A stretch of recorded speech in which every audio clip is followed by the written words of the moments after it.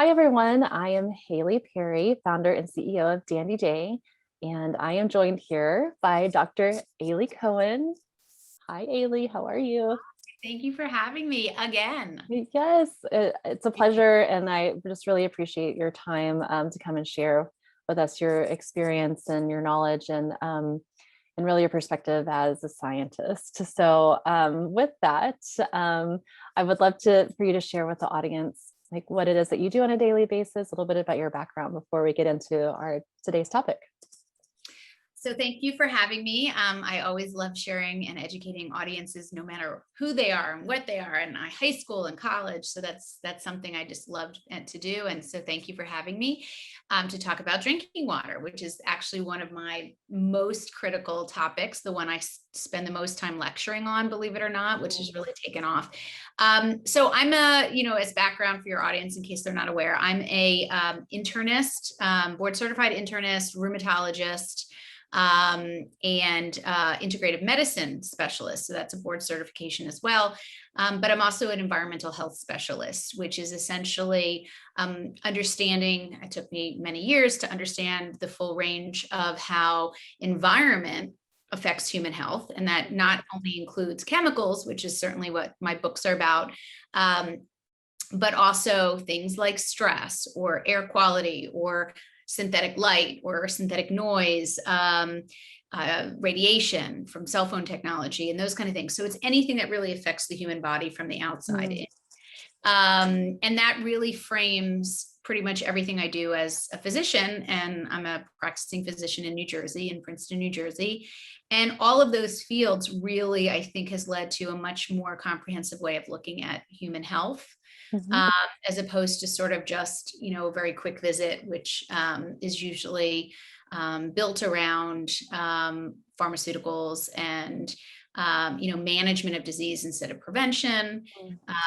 And so, yes, I use medicines. I use all of them, especially in rheumatology, but I use them not reflexively, but as an integrative approach with lifestyle and diet, nutrition, and stress and sleep management and all those things. So that's what brings me here. And, I'd love to share what I know about drinking water, since it's kind of a critical topic.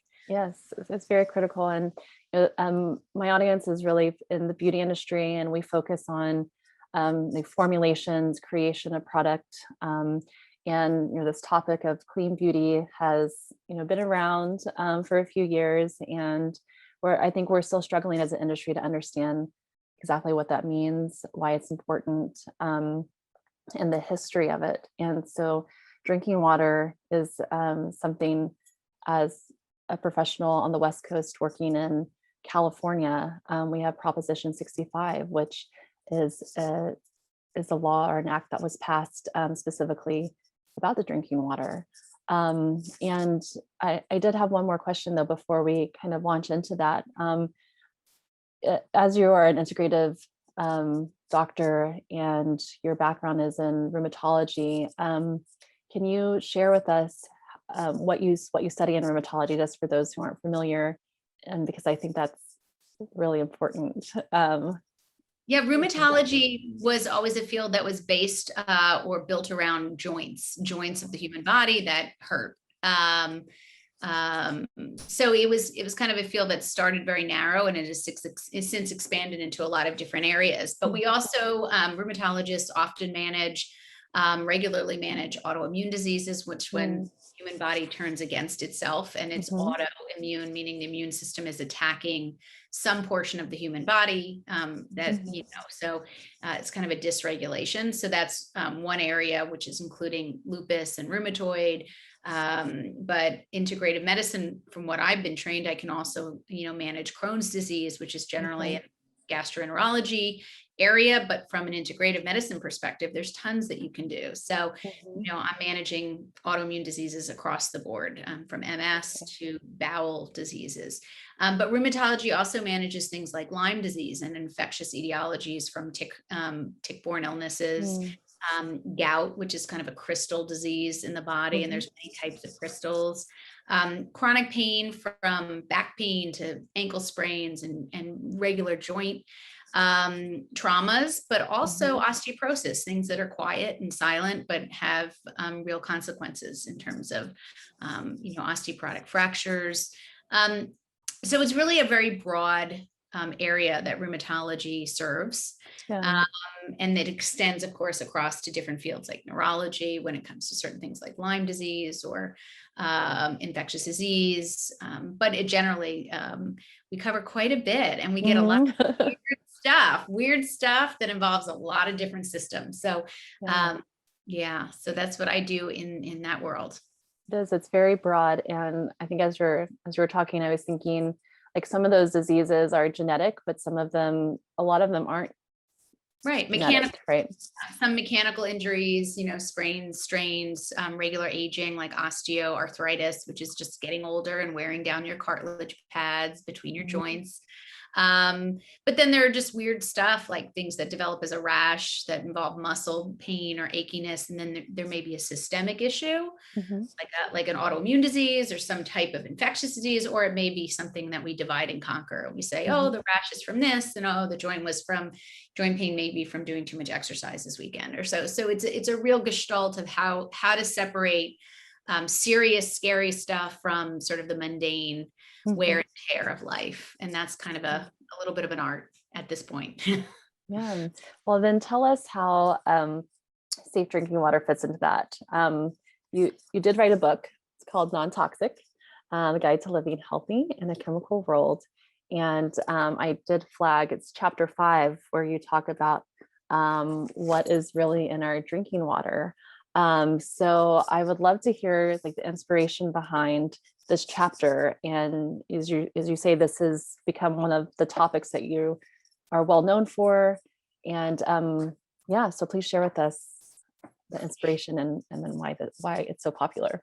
So I'll begin by saying about 20 some years ago, we moved into New Jersey. I used to live in New York. That's where I met my husband, and on a blind date actually. And we ended up moving to New Jersey, which I'd grown up in this area. And when we got here, I was sort of still eating junk food, and I was sort of not really into health and wellness. But one of the things that bothered us when we landed in our farming town in New Jersey, and where we live on basically a farm, was that we really wondered about the water. And we had an instinct. We just kind of felt like, I bet the pipes, we had municipal tap water that attached, that went from some municipal treatment plant. It wasn't a well, which has its own issues.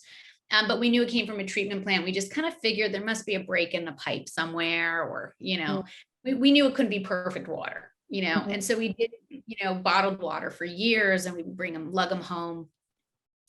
And, it was kind of a pain. And then we kind of heard about a filtration system, like a reverse osmosis. And at the time we kind of did some basic understanding of it. And it was expensive back then, back then it was 20 years ago.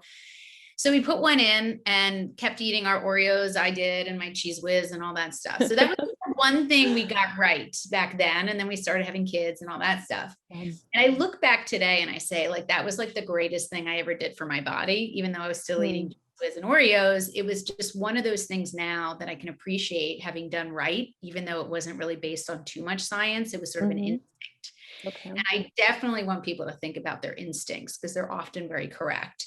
And the reason and the story behind the water is that as I sort of wandered into this environmental health arena, which if you get the book, you'll read the introduction and you'll learn it was mostly about my dog getting sick on that farm at a very young age, and wondering where that was. Where did that come from? Did it come from his drinking water before we got the reverse osmosis? Or did it come from his dog food? Did it come from his flea and tick collar? Was it the pesticide spraying that we live in that area? And, what started to come out as like the real big issue is, what exposures do we get at high yield? What are the high yield or high capacity exposures that basically go on in our daily life? Certainly food we eat all day long and every day.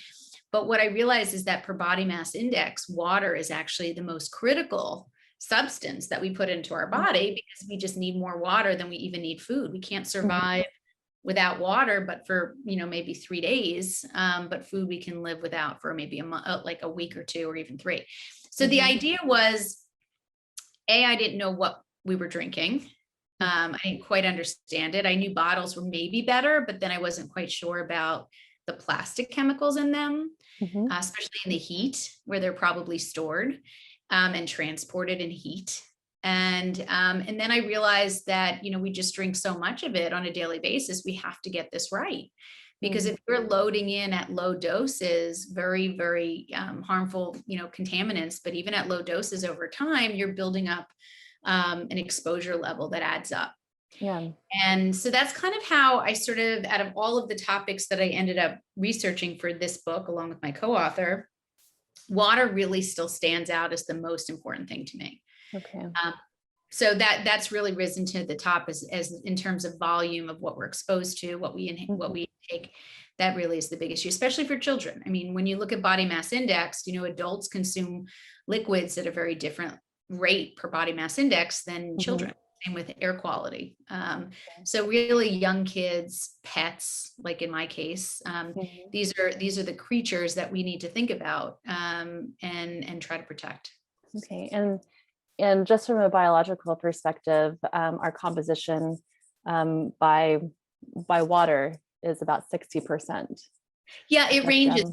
Women tend to have, I believe, slightly more water content, but essentially it's about 85%. Okay. If you average all the different parts and their water content, because the eye has a different, water content than the liver and that kind of thing. But if you average it all out, we're about 85% water. Okay. Yeah, you have this nice little graph in here with the different water content of organs in the human body. So I thought that was really interesting. And my background is biology, my education. And so it's always so fascinating when you start breaking this down as living beings and organisms. Like what do we look like? What do we need to be healthy? What do we need in our composition, and where are our vulnerabilities? So when you think about 85% of us being exposed to housing contaminants, or that accumulation of contaminants, it's really critical, like you said, to get it right. And when you look at that, I know from some of our previous conversations, as a rheumatologist, you're also looking at inflammation, right? And when you reach a threshold, that's when things start going awry, right? Like physically with our bodies. Is that? Yeah, no, I mean, I think inflammation is, in fact, I'm writing a new book about this, because I think that in general, we think of inflammation as sort of a catch-all for kind of a lot of problems. But inflammation, in my opinion, even as an immunology, with that background, is that it's kind of a downstream. It's both an upstream and a downstream process, but inflammation is often the downstream process of something that started above, before that. Okay.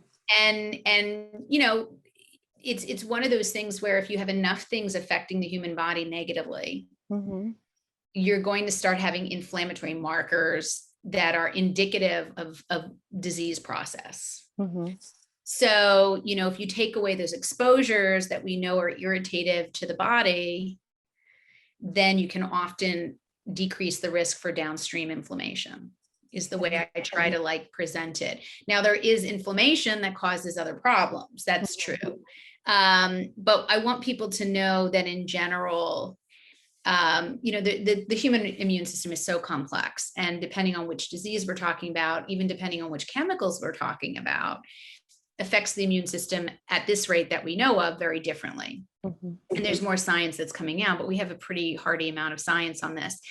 And, when you're getting low level exposures from personal care products that you put on your body, or even tampons and feminine care products inside your body, when you're getting, food chemicals on a regular basis, disrupting your gut microbiome, which is your kind of entry into the human body.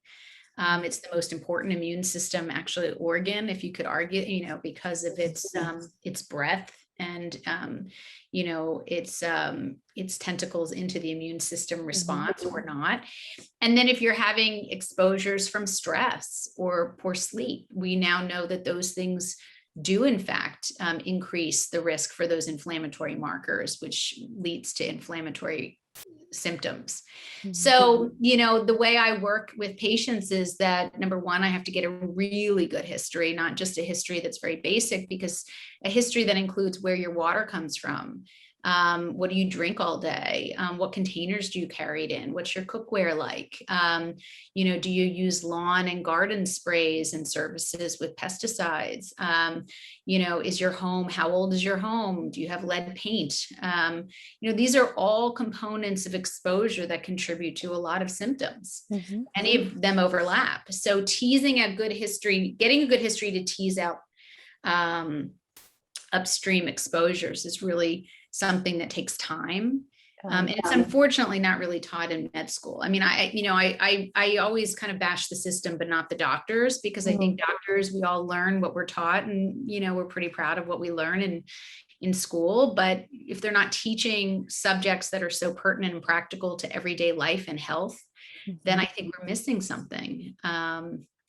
So anyway, so from a rheumatologic's perspective, many of these exposures, as I wrote about actually in an op-ed, in terms of COVID-19, for instance, we know that people with comorbidities such as hypertension, obesity, type 2 diabetes, particularly if it's not controlled, autoimmune diseases, particularly if they're not controlled, those inflammatory conditions actually contributed to greater risk for morbidity and mortality, so illness and death and hospitalization.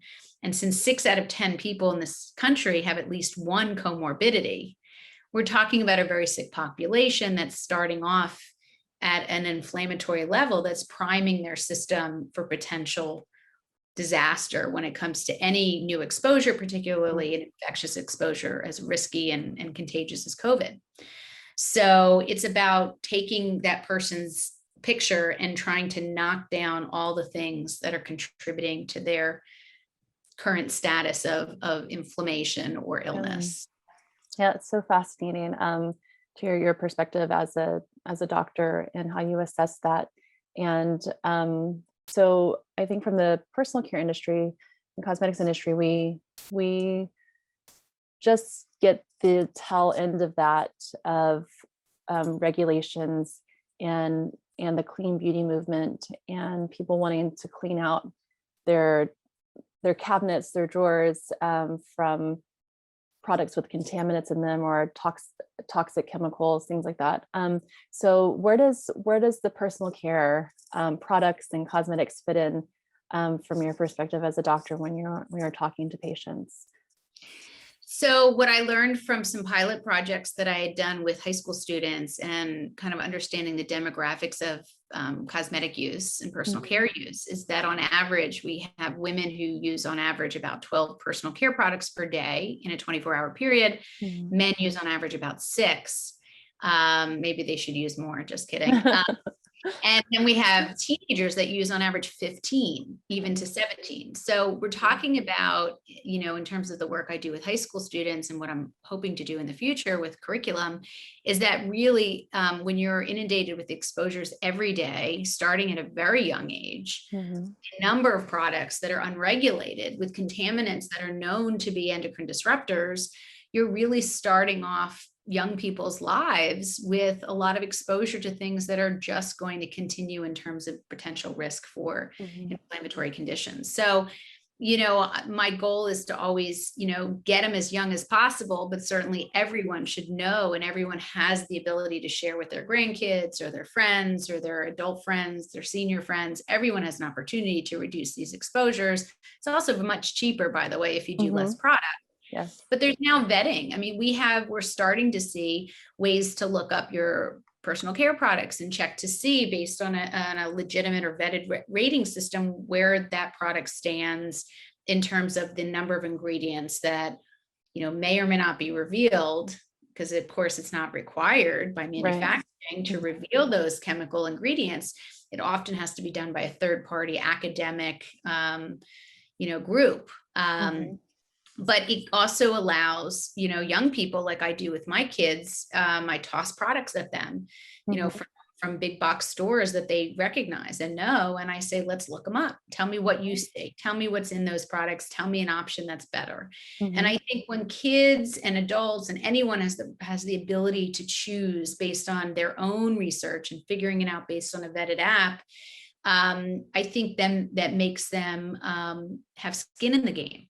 Right. And they really feel like they're not being told by mom what's healthy and saying whatever, like my kids, but they're hearing it from maybe a third party, and they're seeing that it's a vetted situation with the app or the website, and they're able to make their decisions stick because they're their own decisions. And I think that's really how all of us want to learn. We don't want to be thrown at, we don't want to be judged, and we don't want to be told what to do. But if given the right tools, we're empowered. And that's what I think we all are yearning for, is the empowerment, not so much the list of yeses and nos that we should, move forward with. So yeah, I completely agree. And yeah, having technology at our fingertips to be able to do that, you're absolutely right. And we're seeing more and more of that come to the marketplace. For industry and consumers, I think it's was probably there for consumers a little bit earlier, and now industry is starting to have some tools available to them. So now it's interesting. I was going to say, based on what you just said, consumers are going to help drive the market. Yeah, so the question really is, who is really driving the markets for clean beauty, clean home living, living products and couches, and clean food is really the people are demanding it, and you're really driving it. And so I think manufacturers are starting to listen to their bottom line and move in that direction, because there's certainly enough education now in the consumer world to know there's cleaner options. Absolutely. They might be putting up some resistance, but at the end of the day, when you look at the consumers, the people who are purchasing your products, feeding your own children, you do start to take into consideration, okay, what's really going on here, and how can we serve them better? Or why are the consumers asking for this? And so it's been interesting seeing this dialogue unfold between consumers and industry, nonprofit organizations and governments, whether it's the federal government or the state governments. And we're in a kind of a whirlwind of conversations and dynamics, and I think just at the precipice of some really great change happening to really address some of the things that haven't been addressed before. And so in one of our previous conversations, you had talked about the number of chemicals that have come to market in a really short amount of time.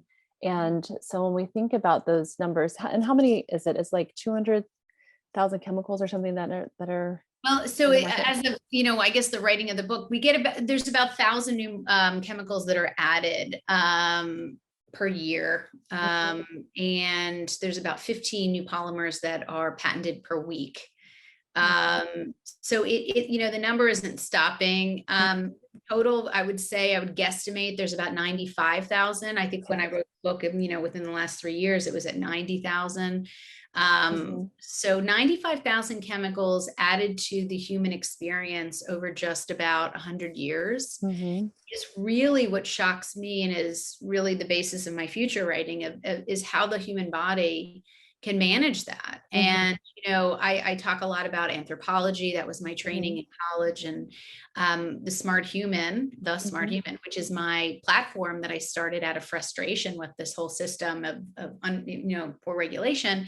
The smart human is based on my anthropology background and really describes the fact that we're all human. It doesn't matter what color you are, or what religion, or what your culture is, because as a human being, we require certain things to help us survive and thrive. And that's a common denominator, is just being human. And so when I look at, 4.5 million years of human evolution, and then just 100 years of 95,000 compounds that are added to everything we eat and drink and put on our skin, it's pretty remarkable to not assume that we're going to get sick. And it's really correlating with the epidemiology of what we're seeing with thyroid disease. And, 1% of the population has rheumatoid arthritis, 10% of the population has some type of autoimmune disease in total. I think 3% of the population is immunocompromised. We have a real problem. Mhm. And I would argue, and studies show that pretty much environment plays a key role. Genetics certainly does, but environment is really what kind of, in many ways, sets off health conditions. Even if you have a predisposition, it may not be expressed Mhm. unless you're in that environment, whether it's stress or chemicals or what have you. It's all considered environmental Yeah. exposure. Well, and it's interesting to hear you lay it out that way, in terms of the amount of chemicals and the different things that you're seeing in terms of disease, and it's kind of the shift away from chemicals and consumers demanding that, because from what I hear a lot of times working with chemists is like, oh, but the clean beauty movement is not science-based. It's not based on science. And so hearing that just from someone who's studying that and sees the statistics of effects from a much larger viewpoint, as a doctor, I think is very science-based, and it's a much broader. I mean, I'm seeing the downstream effects of what all of this environment and poor lifestyle does. I mean, what's interesting is, I'll hold up the book, but when I did non-toxic with my co-author, Frederick von Saal, this was the second book we had done for Oxford University Press. The first one was a textbook. So we decided to do a consumer book. And he is, in case your audience is interested, he is the actual emeritus professor, researcher, reproductive neurobiologist, who basically discovered how bisphenol A, or BPA, affects hormone disruption, and was largely responsible, along with his colleagues, for getting BPA out of baby bottles in 2012. If it was harmful enough for baby bottles, plastic baby bottles, why is it not harmful enough for us to take it out of canned foods? Because it now lines every can of canned food or drink. Pretty much in the world, a very small percentage does not have BPA in its can. Mm-hmm. And so it begs the question, if it's good enough for babies and it's potentially going to disrupt their hormone situation, and that's why it's been banned, why aren't we not extending that across the board? And so when we partnered, he's the researcher, like world-renowned, brilliant researcher who does the bench science, and I'm the clinician who sees the downstream effects of these exposures because of the rise in Hashimoto's and thyroid conditions, and younger people getting diseases that normally would have developed maybe kind of in their midlife or adulthood, or even older than in their 60s. But now we're seeing lots more happening younger. So sort of the time period has shrunk and moved down earlier for younger people to get more chronic health conditions. So it was a nice partnership, because we're really coming at it from two angles, and showing that they're connected, that the bench research means something in clinical medicine, and people should listen. And we're connecting those worlds. So that was really quite important. Plus, he's a grandfather and a father, and a mom. So we had a lot to really, put forth in terms of the future of our human health. We have a lot at risk here. Yeah, I completely agree. And, that's really how we got connected, is I'm trying to bring that conversation. Like, what does it mean, not science-based, or what does science-based mean? And so working with having people on like you and Dr. Nicole Acevedo, who and she has her background in reproductive health and studies, and getting these other perspectives than just the chemists, the industry perspective. Like, when we think about science-based, let's think about that in a much broader perspective, and whether it's field of study, and also the application of it as well. And those scientific methods are universal, right? Where we do a test, we have our hypothesis, we do the test, we do the analysis, and if the conclusion comes back that there is a problem, then that sends us into further investigation, and how do we address that problem. And so when we think about all of that, and the science, and going back to the drinking water, and all of those chemicals that are in our environment, they eventually make their way back into the earth and the water, right? Yeah, So I'll give you some numbers just to kind of yeah. blow your mind a little bit. I talk about it in the book, but I'll just make it simple. So, so in this country, in the United States, we have 160,000 water treatment plants, which are basically the units that are set up across the country that we call municipal water treatment Mhm. plants. So they're government regulated. And they serve 80% of the US population in terms of their drinking water. The other 20% of the population gets served by wells, pretty much Okay. their own wells underneath their own home or their complex, or even in certain rural areas, wells will feed an entire town if it's a small Mhm. town too far from the main connections to the municipal water system. Now, in terms of those water treatment plants, there's 160,000 water treatment plants. They are managed or governed by a very important law called the Safe Drinking Water Act of 1974, which is still in effect now. Believe it or not, we're talking 50 years later. We are still under the same law, which is basically restricts the management for chemicals. Basically 91 chemicals are monitored and evaluated for the concentration in the water system, and then remediated if it goes above the maximum concentration level, or MCL. And so we have, as I mentioned, 95,000 chemicals that potentially and actually do get into our water through surface bodies of water, so lakes and streams, and then also water that runs underneath the ground called aquifers. And so we have about 80% comes from lakes and streams, and water on top of the surface of the ground that feeds these water treatment plants, and 20% come from the aquifers. And so, as I mentioned, if you have 95,000 chemicals that end up in the aquifers and end up in the water and the streams coming back to the treatment plants, and you only have a law that looks at 91 chemicals, we have a huge disconnect, because then we have all of these thousands of Only other like 10%. Yeah, basically. And, and that's if, they're looking at those water levels on a regular basis, because depending on the population of the town versus a city, they may have less regulatory oversight. So they may look in on those water levels once a month as opposed to once a week. So there's all these different, problems that go on with oversight, not just the law, but even the people, the humans that are supposed to oversee those levels and remediate. When it comes to the type of chemicals that get into our water, and I think you showed the graphic to the left or to the right. I'm not even sure where I put that, but anyway, I'll kind of show it. Oh, here it is. This is something that we worked on, which is essentially, okay, yeah, you probably have that.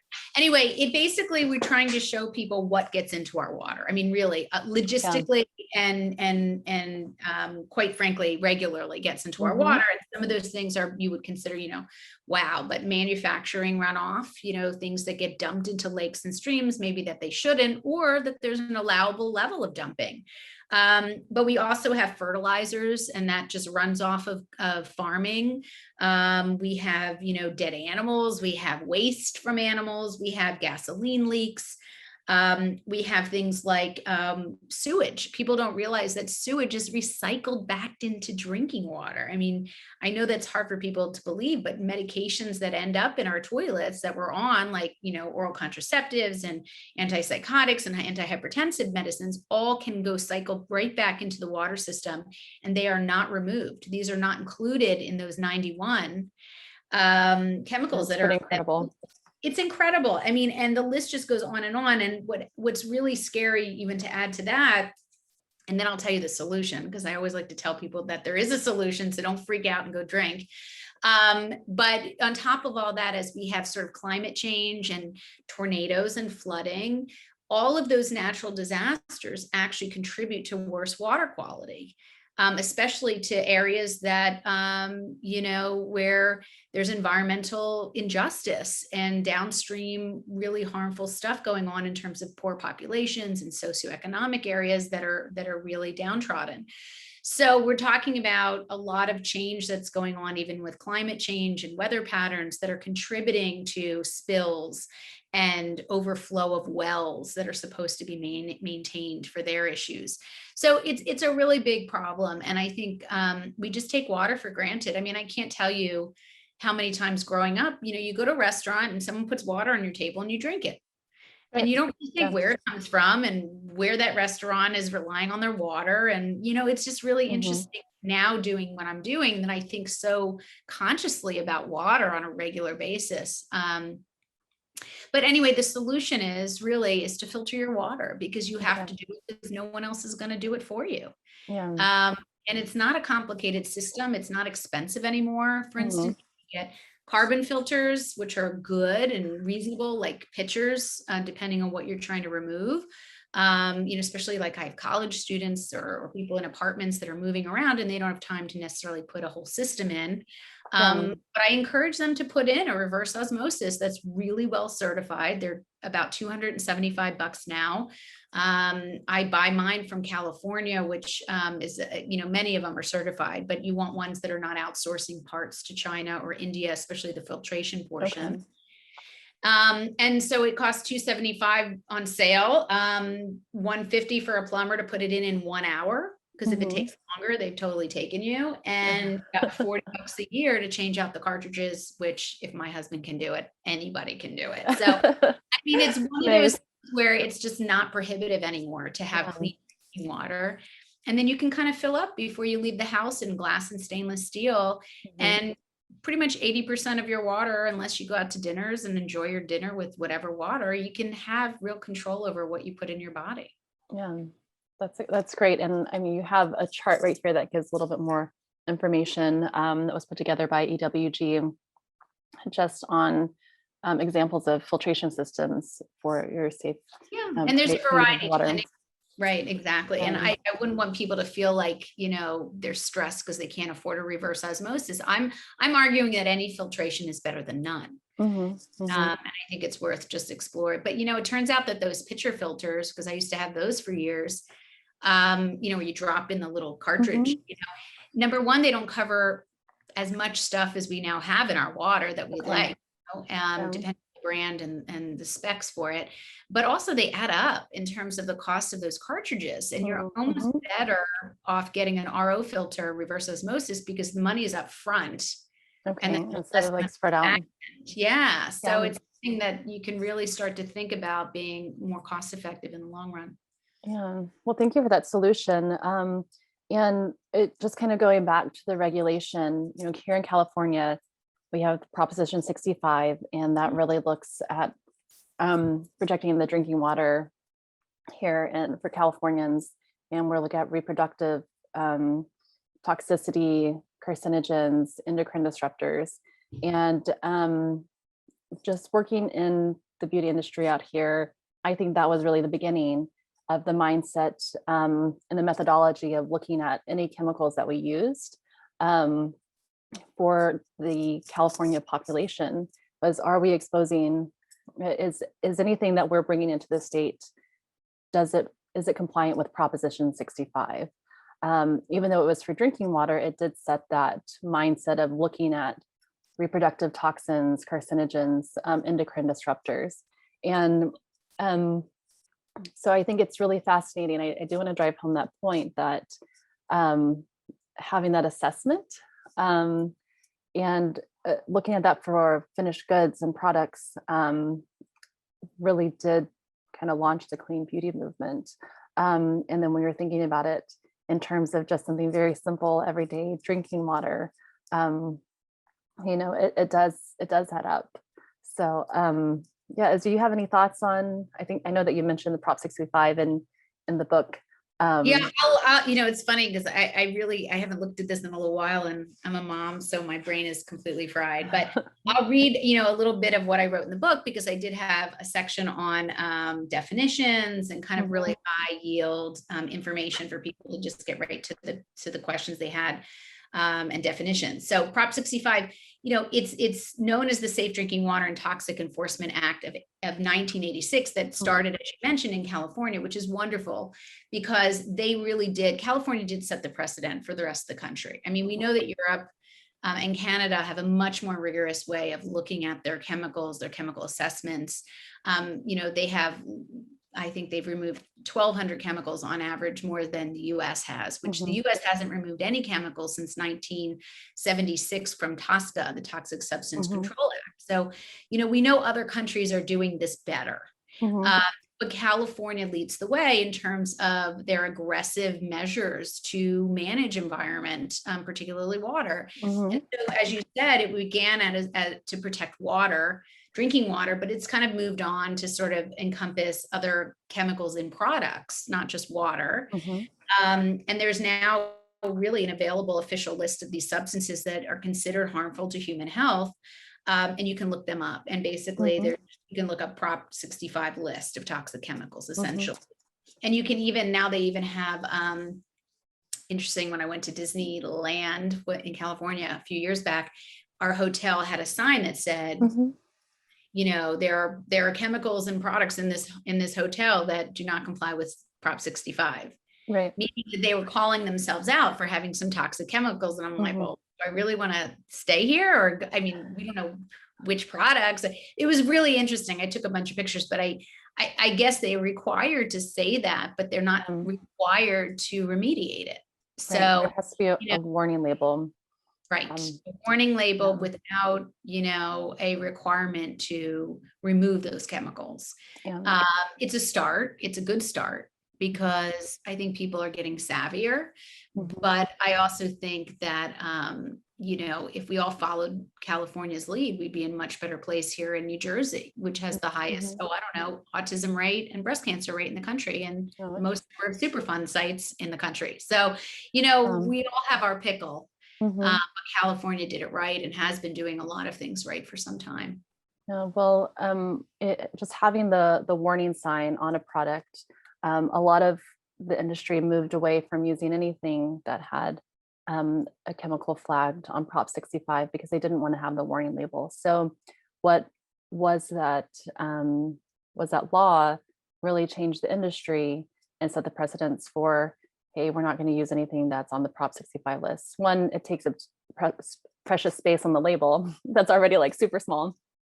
And we don't want to draw that kind of attention to our product. So just kind of having that over and over again led to cleaner products, clean beauty, and this movement that what I see now, and I'm calling it now as an extension of social justice as we talk about women that we're at a higher exposure just based on the amount of products we used, higher products that we use in men, our children, looking at, as you're saying, that according to their BMI, their body mass index, and their exposure, that is a social justice issue. It's not just, we don't want the government to tell us what to do, or we don't want more regulations. It's how do we protect our vulnerable society and humans. I was going to say, I'm full agreement that there's even subsets within the exposure world, even amongst young people and teenagers, but particularly African-American women and girls that I wrote a whole section about. We have a lot of data on increased rates of breast cancer among the African-American women's population. The products that are marketed to African-American women and young girls have higher rates of estrogenic chemicals in them, higher numbers. And, this has to be, called out. Even the hair dyes have led to increased risk for breast cancer as compared to white women. And I have a study in there that was recently done to really see those numbers. So we really have to not only get it right for women and human beings, but we also need to be open and transparent about what we're doing in some ways to our vulnerable populations, but different cultures and backgrounds. It's interesting about lipstick. I always say that even like the most expensive lipstick, Chanel or what have you, can be just as toxic, if not more, than say a pharmacy store, $2 lipstick. It's not a socioeconomic issue to some degree in certain areas, but it is in others. And I try to to be very clear with people that buying an expensive product doesn't mean that you're making it a safer product. It means Right. that, they're equally all unregulated, and they Hmm. should all be managed properly and similarly. Yeah. Yeah, you're absolutely right. Um, and I'm sorry, I'm kind of jumping all over the place, but we're thinking about the water again Yes. and Prop 65 and the chemicals and how they get back into things in California. I thought this was a really interesting graph right here. This was in 1992, looking at, again, like the water runoff and how agriculture really plays a big part um, in looking at those exposures. And for California, one of the reasons why we have, or the effects of having such stringent regulations with Prop 65 and the groundwater, is that we produce so much of the vegetables and the fruits here in California, and we're feeding the rest of the United States. And so, looking at protecting our water and having that going back into the fruits and vegetables and meat and everything else that are going out to the United States is very, very significant. So if you start off with dirty water, contaminated water, and you're contaminating it with more pesticides and it's going back in, things that we're eating as a country leaves us even more exposed. So just think it's so important. Your work is incredible, Aly, and just helping us think about more than just what our daily life is, how we move about our daily life. And I think even as industry professionals working in the cosmetics industry, it gives us something else to think about in how we think about human bodies, our work, the products that we make, and the responsibility and opportunities that we have. So thank you so much. Is there anything else you would like to share before we Well, sign I off? think, yeah, no, first of all, thank you for having me. And I really like this conversation because, you're coming from an industry that certainly needs reform, and you're working to it, to do that in such a really smart, ethical way.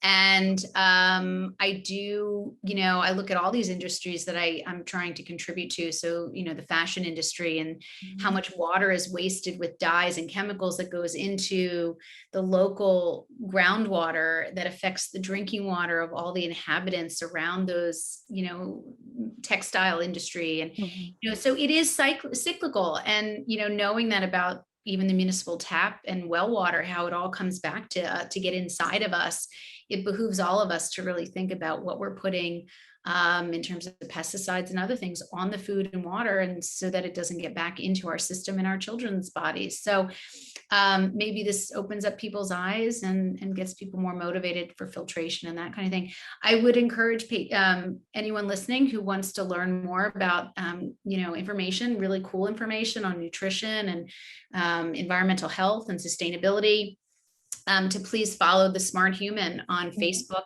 Twitter, and Instagram. I have a podcast, the Smart Human Podcast, for, to hear voices from the research industry of endocrine disruption, to hear environmental lawyers talk about how to buy a home and what to look for before you buy a home in a new location. I mean, these are really fascinating topics now.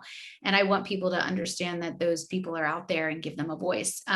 So yeah, please follow on thesmarthuman.com or all the platforms. It helps me also receive grants to teach high school and college. And I don't sell anything. I don't endorse and sell anything, as you know. Yes. As it has to be Yeah. squeaky clean to get this into schools and to keep it really unvarnished for legitimacy. So Absolutely. Yeah. Increased transparency is very key. So Dr. Aly Cohen, thank you so much. Everyone, thank you so much too for your time and attention, listening in, and make it a great day. Bye.